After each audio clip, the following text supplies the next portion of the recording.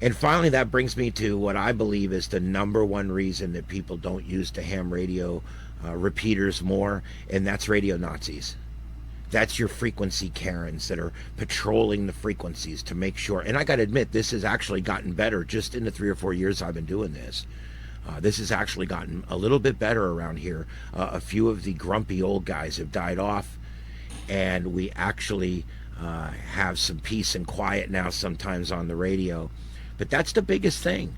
You get these radio Nazis. In the old days, they were called OOs. They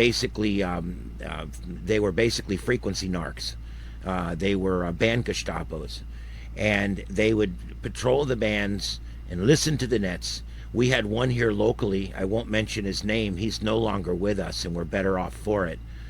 And he actually used to call and warn us on the net over and over again. He would run an egg timer on each of us to make sure that we identified at least once every 10 minutes. And he would warn me over and over and over as net control. He would mail blue crystals to people in the mail if they stayed on a repeater too long.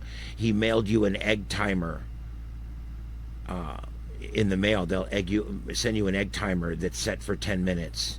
And you need to start using that because you got to identify every 10 minutes. And they would just freak out about it and run us off the net.